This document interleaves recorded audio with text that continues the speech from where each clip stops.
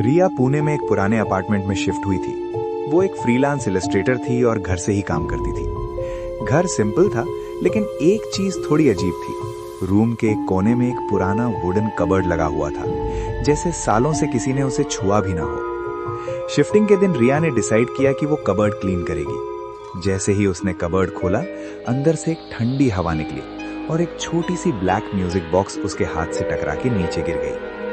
रिया ने उसे उठाया। बॉक्स पुरानी थी, ऊपर एक छोटी सी बैलरीना फिगर लगी थी, लेकिन उसका फेस स्क्रैच हुआ था, जैसे किसी ने जानबूझकर उसे खराब किया हो। थोड़ी क्रीपी थी, पर साथ ही थोड़ी एस्थेटिक भी, इसलिए रिया ने उसे अपने डेस्क पर रख लिया। उस रात रिया काफी लेट तक काम कर रही थी। क्लॉक ने जैसे ही 3 बजाए, अचानक से म्यूजिक बॉक्स खुद बजने लगी। टिंग टिंग टिंग। रिया एकदम फ्रीज हो गई। उसने तो उसे छुआ भी नहीं था। वो धीरे धीरे उठकर बॉक्स के पास गई और उसे बंद कर दिया, लेकिन जैसे ही वो वापस मुड़ने लगी, उसे ऐसा फील हुआ जैसे कोई उसके बिल्कुल पीछे खड़ा हो।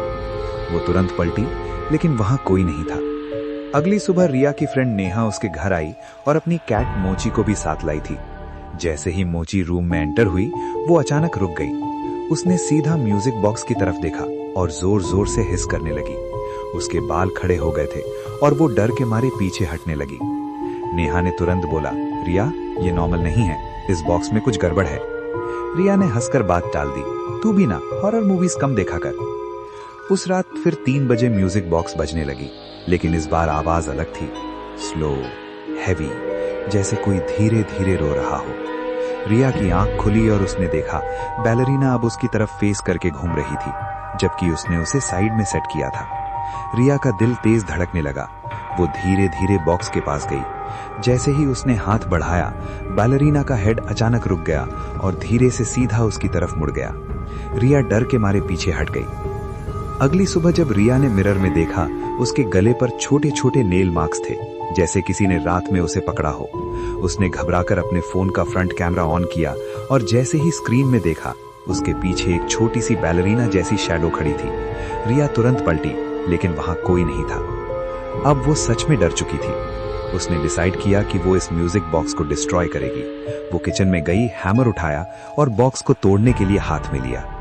जैसे ही उसने बॉक्स पकड़ा, वो खुद ओपन हो गया और एक बहुत ही तेज और अजीब सी डिस्टॉर्टेड म्यूजिक बजने लगी। रूम की लाइट्स फ्लिकर करने लगी, टेम्परेचर सडनली ठंडा हो गया और रिया के पीछे किसी की प्रेजेंस फील होने लगी। वो धीरे से पलटी और उसने देखा उसके पीछे एक बैलरीना खड़ी थी, लेकिन वो नॉर्मल नहीं थी। उसका बॉडी अजीब तरीके से टेढ़ा मेढ़ा था, जैसे हड्डियां गलत जगह जुड़ी हों। उसका फेस ब्लैंक था, बिना आंखों के। वो धीरे धीरे रिया के पास आई और उसके कान के पास झुककर फुसफुसाहट में बोली, तुमने मुझे जगाया है। अगली सुबह पुलिस को रिया की डेड बॉडी उसके रूम में मिली। उसका बॉडी फ्लोर पर पड़ा था, पूरी तरह ट्विस्टेड, जैसे कोई पपेट हो, और उसके पास वही म्यूजिक बॉक्स रखी थी, बिल्कुल नई जैसी। बैलरीना धीरे धीरे घूम रही थी और इस बार उसके फेस पर एक हल्की सी मुस्कुराहट थी।